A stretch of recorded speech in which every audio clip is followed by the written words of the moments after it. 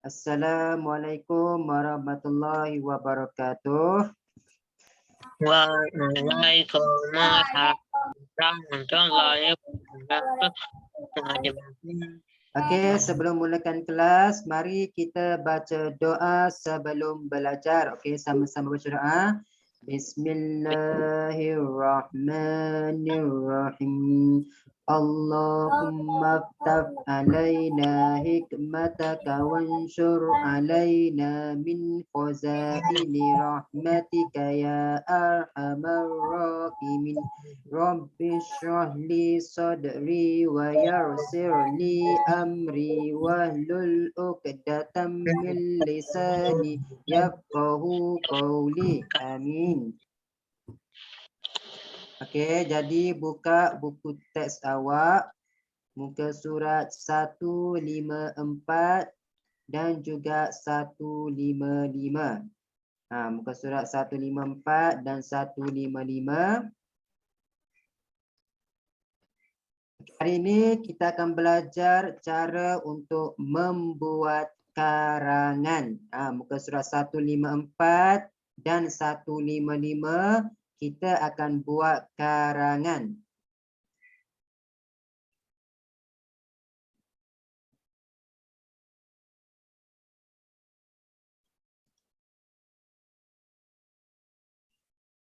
Okey, tak apa. Muka surat 154 kita pergi. Okey, kita nak buat karangan. Hari ini kita nak buat karangan tentang tajuk dia ialah Aku Sebatang Pokok Kelapa Sawit. Karangan kita tentang Aku Sebatang Pokok Kelapa Sawit. Okey, yang pertama dalam karangan, yang pertama perenggan yang pertama mestilah kita kena tulis pendahuluan. Itu perenggan pertama. Perenggan dua, perenggan tiga, perenggan empat, dan ada perenggan kelima. Dalam sebuah karangan, perenggan yang pertama ialah tentang pendahuluan. Perenggan yang terakhir ialah tentang penutup. Macam awak tengok cerita, mesti ada penutup, mesti ada pendahuluan. Sama juga dalam karangan. Jadi pendahuluan perenggan yang pertama, perenggan kedua, ketiga, keempat ialah isi karangan. Isi karangan kena ada. Dalam sesebuah karangan, isi karangan boleh jadi ada 3, ada 4 atau 5. Boleh jadi ada banyak. Contoh dia dalam karangan tu ada 6 perenggan. Jadi isi dia mesti ada 4. Tapi yang pasti perenggan pertama ialah pendahuluan. Perenggan yang terakhir ialah penutup. Mesti ada pendahuluan, mesti ada penutup. Bila orang baca karangan kita, orang faham. Okey, bila orang baca pendahuluan, orang dah tahu. Okey, karangan ini bercerita tentang apa. Lepas tu dah ada penutup. Dan dia pun mesti ada isi. Isi ni boleh jadi ada 1, ada 2, ada 3, ada 4.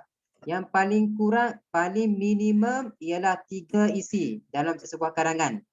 Boleh juga ada 4 atau 5. Boleh faham setakat ni tentang perenggan ni? Kalau macam dalam buku teks awak ni, tengok. Dia dah bagi kepada kita pendahuluan. Jadi pendahuluan ialah perenggan yang pertama, isi 1 perenggan kedua, isi 2 perenggan ketiga. Muka surat 155 tu. Isi yang ketiga, ni perenggan yang ke 1, 2, 3, perenggan yang keempat, ini perenggan kelima, dan ini perenggan yang ke-6. Jadi dalam karangan ni dia bagi kepada kita penutup dan juga pendahuluan. Isi ada 4 semua. Jadi karangan akan kita buat hari ini ada berapa isi, ada berapa perenggan semua? Ada 6 perenggan. Jadi mari kita buat karangan ini bersama-sama. Okey, ini kerja rumah awak untuk hari ini. Karangan muka surat 154 dan 155. Dengan penutup tak payah tulis kan? Tulis. Karangan kena tulis. Okey, jadi awak sediakan sekali buku penulisan. Kita akan bincang bersama-sama. pendahuluan kena tulis juga. Ya, dalam karangan kena ada pendahuluan. Kena ada pendahuluan, kena ada isi, kena ada penutup. Jadi dalam buku teks awak tadi tu, tajuk dia ialah Aku Sebatang Pokok. Tengok dia bagi, Zara termenung sendirian. Dia membayangkan dirinya sebagai sebatang pokok kelapa sawit. Jadi dia bagi Aku Sebatang Pokok Kelapa Sawit. Jadi karangan yang akan kita buat hari ini, kita gambarkan, cuba kita bayangkan kita ni ialah sebatang pokok kelapa sawit. Apa yang kita akan buat? Apa kelebihan kita? Apa kekurangan kita? Okey, pendahuluan dia bagi kepada kita. Pendahuluan, aku sebatang pokok kelapa sawit. Aku hidup subur bersama-sama dengan rakanku di sebuah ladang yang luas. Aku banyak berbakti kepada peladang. Aku memberikan peluang pekerjaan kepada ramai rakyat di negara ini. Jadi, tengok dalam perenggan yang pertama mestilah ada pendahuluan. Jadi, bila orang baca sahaja pendahuluan, orang dah faham dah karangan ini tentang apa. Okey, macam awak baca karangan yang dia bagi ni. Yang ni sama je kat bawah ni. Aku sebatang pokok kelapa sawit. Jadi, bila awak baca sahaja perenggan yang pertama ni, okey, awak dah faham dah. Karangan ini tentang kelapa sawit. Aku kelapa sawit. Jadi karangan ini akan bercerita tentang pokok kelapa sawit.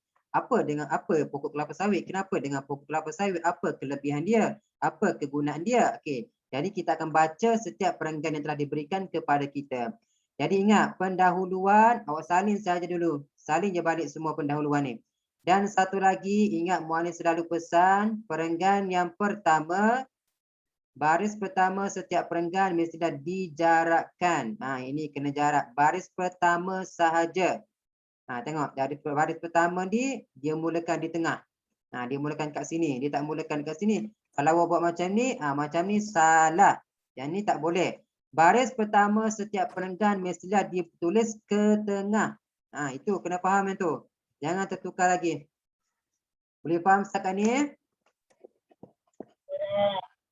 Yang baru masuk buku teks Bahasa Melayu muka surat 154. Jadi mesti ingat, baris pertama setiap perenggan, tak kisahlah pendahuluan ke, penutup ke, perenggan kedua, perenggan ketiga, perenggan keempat dan sampai habis penutup, baris pertama dia mestilah ditulis ke tengah macam ni. Macam ni kena tulis ke tengah. Kalau awak buat macam ni, kalau awak tulis macam ni salah, tak boleh macam ni. Baris pertama ni, ini baris pertama, ini baris kedua, ini baris ketiga. Baris pertama setiap perenggan mestilah kena tulis huruf, mestilah kena ke tengah. Macam ni. Baris pertama sahaja. Baris kedua, ketiga, keempat dan seterusnya tak perlu buat tengah. Baris pertama je kat tengah ni. Baris pertama sahaja kita akan buat di tengah ni. Ingat macam tu. Ini ada garis straight. Garis kedua, ketiga, keempat, satu baris je. Sampai baris pertama saja yang kena ke tengah setiap perenggan. Jadi dalam karangan awak ni, dia dah bagilah kepada kita pendahuluan. Jadi bila kita dah baca pendahuluan, kita dah faham dah. Okey, tajuk dia Aku Sebatang Pokok Kelapa Sawit. Jadi awak baca, awak dah faham dah. Karangan ini tentang kelapa sawit. Ini tentang pendahuluan. Boleh faham setakat ni? Faham tak? Faham. Okey, jadi kalau faham perenggan pertama, kita pergi pula dengan isi yang pertama dibagi kepada kita. Jadi karangan kita ini ialah perenggan yang pertama, pendahuluan. Jadi perenggan yang kedua, ini perenggan kedua, kita akan masuk dengan isi yang pertama. Jadi perenggan kedua dibagi kepada kita, yang pertama ialah mengeluarkan buah, berbuah lebat, dikait oleh peladang, dikumpulkan di tepi jalan. Jadi macam mana kita nak buat ayat dia? Yang pertama, mengeluarkan buah. Macam mana kita nak buat ayat mengeluarkan buah? Siapa yang mengeluarkan buah ni? Macam mana kita nak buat ayat? Siapa tahu? Pendahuluan dia dah bagi dah. Kita kena bina ayat untuk perenggan yang kedua. Isi satu. Dalam buku teks awak, Dia dah bagi dah tentang apa? Dia dah bagi dah tentang dia punya draft karangan tu, dia dah bagi dah. Jadi macam mana kita nak siapkan karangan kita ni? Isi satu tu. Isi satu tu. Yang pertama isi satu dia bagi kepada kita mengeluarkan buah. Apa yang mengeluarkan buah tu? Siapa? Karangan kita ni tentang apa? Pokok kelapa sawit. Pokok kelapa sawit. Jadi macam itulah kita mulakan karangan kita.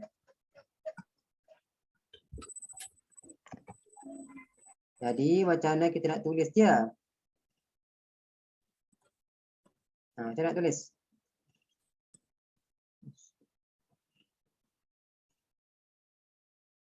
Dia bagi yang pertama mengeluarkan buah. Mengeluarkan buah. Siapa yang mengeluarkan buah tu? Siapa yang mengeluarkan buah tu? Setiap kali. Setiap kali. Okey, kita nak buat ayat karangan tentang ini, mengeluarkan buah. Siapa yang mengeluarkan buah tu? Mestilah pokok kelapa sawit. Jadi ingat, perenggan kita nak mulakan perenggan baru mestilah tulis ke tengah. Kat sini. Jadi kita bagi tahu mengeluarkan buah aku. Sebab karangan kita tentang aku sebatang pokok kelapa sawit. Jadi kita gunakan aku. Aku mengeluarkan buah. Titik. Tetapi ayat ini pendek sangat. Kita tak nak. Berapa lama masa untuk buah ni nak keluarkan? Mestilah ambil masa lama, betul tak? Jadi kita gunakan selepas beberapa tahun. Aku mengeluarkan buah. Itu isi yang pertama. Okey, poin yang pertama. Jadi poin yang kedua, berbuah lebat. Siapa yang berbuah lebat ni? Aku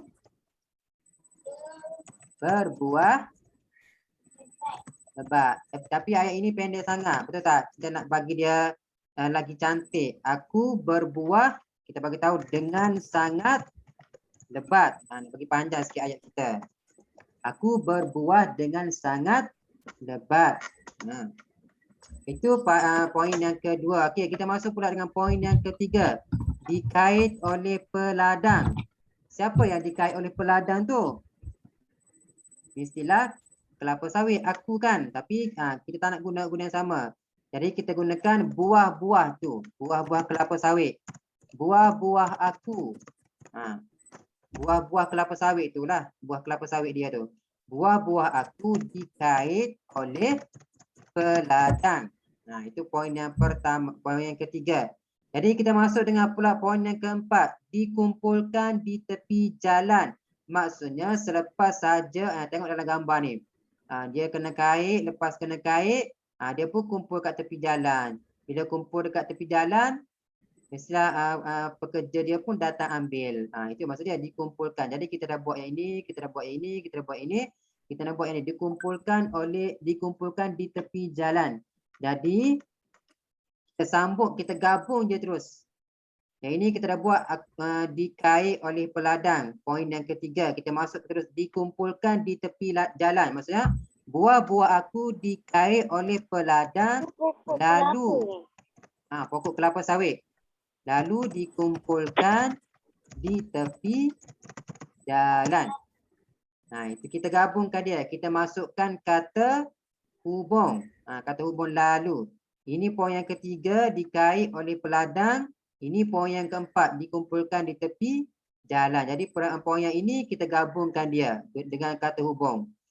Sama, dikait oleh peladang, dikumpulkan di tepi jalan. Kita gabungkan dia dengan kata hubung lalu. Okey, jadi siaplah perenggan kita yang kedua untuk isi yang pertama. Jadi kita buat karangan ini berdasarkan poin yang telah diberikan kepada kita. Ini dipanggil draft karangan. Jadi senang dah kita nak buat karangan. Dia dah bagi dah kepada kita. Kita hanya perlu tulis ayat penuh sahaja. Jadi kita dah siap perenggan yang pendahuluan. Ini perenggan yang pertama. Dan ini perenggan yang kedua. Isi yang pertama. Ini perenggan yang kedua. Dan mesti ingat setiap baris pertama perenggan mestilah ditulis jarak. Baris pertama sahaja kena jarak ke tengah. Baris kedua, ketiga, keempat, satu baris sahaja. Kena faham yang ini. Setiap baris pertama perenggan. Kena jarak di tengah macam ni.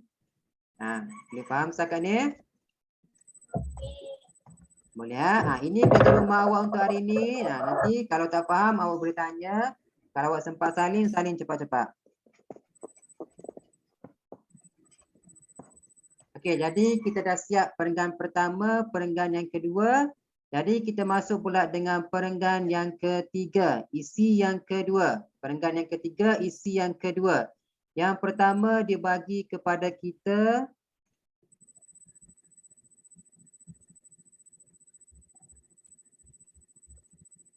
okey, yang pertama, poin yang pertama dibagi ialah dinaikkan kalori. Jadi selepas daripada dekat atas tadi tu, mula-mula tadi dia dikait. Tengok gambar tu, dia kena kait. Ni gambar dia kena kait. Lepas tu dia kumpul-kumpul tepi jalan. Lepas dah siap kumpul, dia buah tadi itu dinaikkan ke lori. Jadi kita bagi tahu ayat dia, macam mana nak bagi tahu ayat dia? Baris pertama setiap perenggan mesti ingat kena jarakkan ke tengah. Baris pertama kena ingat ni. Jadi macam mana kita nak bagi tahu? Dinaikkan ke lori maksudnya akulah kan. Aku siapa? Buah kelapa sawit tu lah. Sebab kita buat karangan aku sebatang pokok kelapa sawit. Awak cuba bayangkan yang awak ini ialah sebatang pokok kelapa sawit. Jadi aku dinaikkan ke lori. Itu yang pertama. Tapi ayat ini pendek sangat. Kita tak nak pendek sangat. Kita nak bagi tahu. Kita bagi tahu ya. Mesti dah nak kait buah tu lama tak masa dia, betul tak? Banyak kan. Ladang kan dia luas. Jadi kalau nak kait tu mestilah ambil masa yang lama sebab ladang luas, pokok pun banyak. Jadi kita bagi tahu lepas daripada dikait, dikumpul tepi jalan, kita bagi tahu tidak lama kemudian. Koma, aku dinaikkan ke lori. Itu untuk poin yang pertama. Okey, poin yang kedua dihantar ke kilang. Selepas dinaikkan ke lori, dia pun dihantar ke kilang. Jadi kita gabung je terus. Kita gunakan kata hubung apa nak gabung ni? Dihantar ke kilang. Kata hubung apa yang sesuai kita nak masuk? Tidak lama kemudian aku dinaikkan ke lori.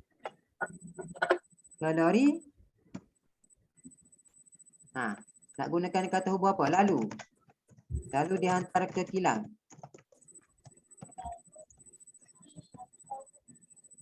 Ini kita gunakan untuk. Kenapa dia dinaikkan ke lori tu? Kenapa buah kelapa sawit dinaikkan ke lori? Untuk dihantar ke kilang. Jadi siap baris yang pertama, poin yang pertama dan poin yang kedua. Jadi kita masuk pula dengan poin yang ketiga. Dikumpulkan. Aku dikumpulkan, dimasukkan ke dalam kilang. Poin yang ketiga dan poin yang keempat. Jadi aku dikumpulkan. Macam mana kita nak bina ayat dia? Di mana dia dikumpulkan tu? Dekat mana dalam gambar tu? Kilang. Jadi di kilang. Di kilang, aku dikumpulkan. Lepas tu baris yang keempat. Ni dia buat dikumpulkan. Dimasukkan ke dalam kilang. Aku dikumpulkan. Kita gabung je terus. Lalu dimasukkan ke dalam kilang. Okey. Itu cara. Mana yang boleh gabung, kita gabungkan poin dia. Mana yang sesuai sahaja. Jadi poin yang pertama kita dah buat. Ini poin yang pertama dinaikkan ke lori. Ni aku dinaikkan ke lori. Poin yang kedua dihantar ke kilang. Kita gabungkan ayat poin yang ketiga dihantar ke kilang dengan kata hubung untuk. Poin yang ketiga aku dikumpulkan. Ni aku dikumpulkan. Poin yang ketiga. Aku dikumpulkan. Poin yang keempat dimasukkan ke dalam kilang. Boleh gabung. Mana yang sesuai kita gabungkan je. Dan kita gunakan kata hubung. Lalu dimasukkan ke dalam kilang. Boleh faham setakat ni? Boleh. Ingat baris pertama setiap perenggan mestilah ditulis jarak ke tengah. Baris pertama saja, baris kedua, ketiga, keempat dan seterusnya satu line saja. Baru betul macam ni. Kalau awak buat macam ni, yang ni salah. Ini bukan perenggan. Kena ke tengah. Baris pertama mestilah ditulis ke tengah. Jadi siaplah perenggan kita yang ketiga. Pendahuluan perenggan yang pertama dah buat, dia dah bagi. Isi pertama perenggan yang kedua kita buat dah. Dan isi yang kedua ialah perenggan yang ketiga. Jadi kita masuk pula dengan perenggan yang keempat. Isi yang ketiga.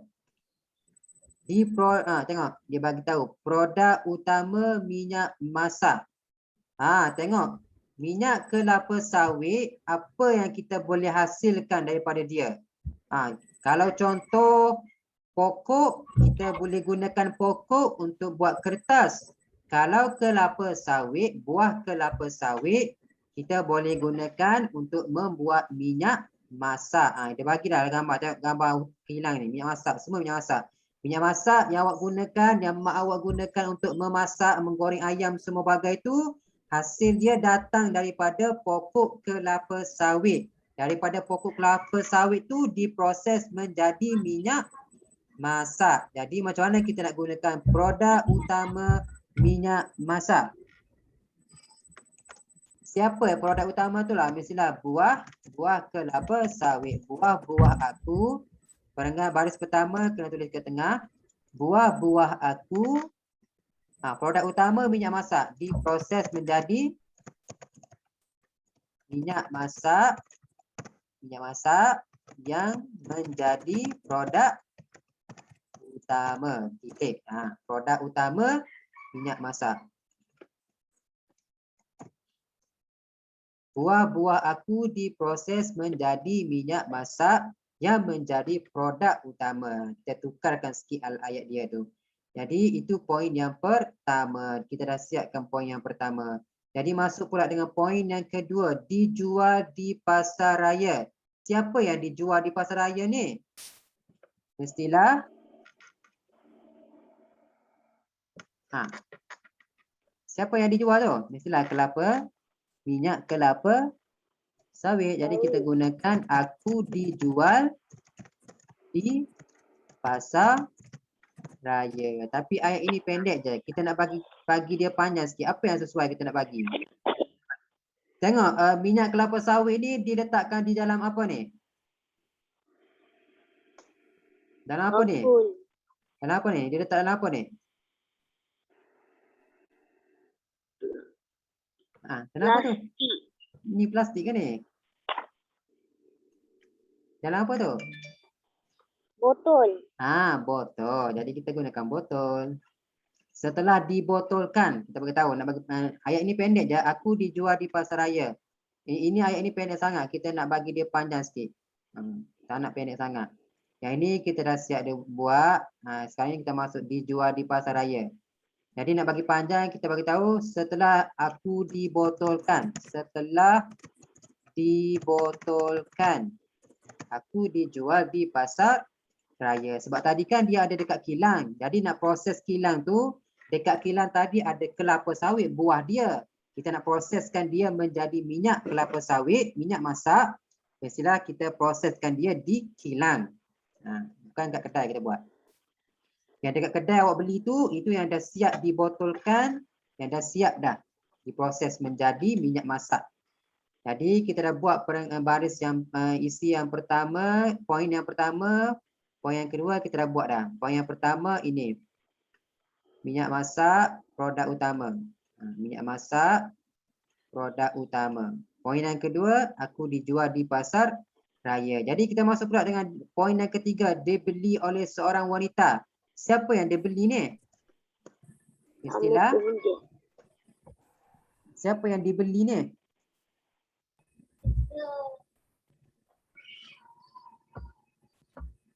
Siapa yang dibeli?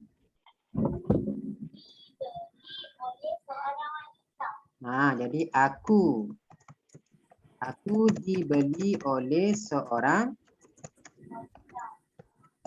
wanita. Nak bagi cantik lagi awak gunakan seorang wanita yang cantik. Ataupun seorang wanita yang berbaju merah. Dalam gambar ni baju ungu dia bagi. Baju ungu, baju biru ke. Tak kisah yang mana satu yang guna. Tapi kat sini kita bagi tahu aku dibeli ni kita tambah. Kita gunakan apa?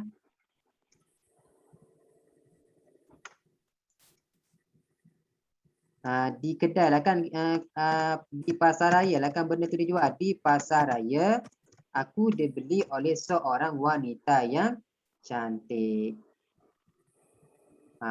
Okay, jadi kita siapkan pula poin yang terakhir sekali. Digunakan untuk menggoreng makanan. Jadi yang dibeli oleh seorang wanita tadi, mestilah kita gunakan wanita itu ataupun kita gunakan beliau. Wanita itu pun boleh juga. Wanita itu menggunakan aku untuk menggoreng makanan. Itu poin yang ketiga. Jangan ada gambar ni di tengah goreng-goreng itu.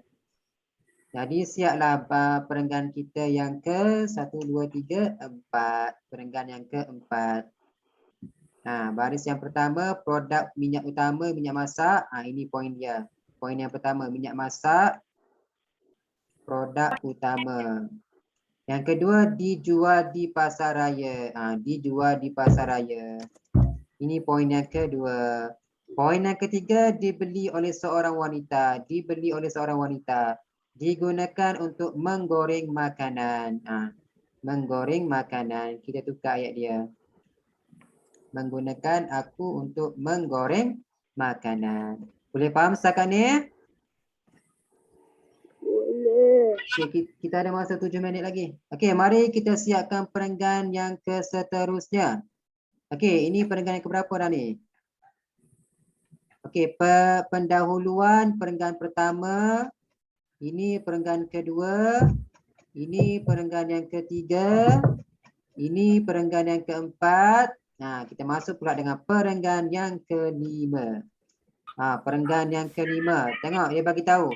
Diproses menjadi pelbagai produk. Minyak kelapa sawit. Buah kelapa sawit ni boleh diproses menjadi banyak benda. Yang pertama boleh dibuat kelapa boleh dibuat minyak masak. Macam dalam gambar dia bagi tu.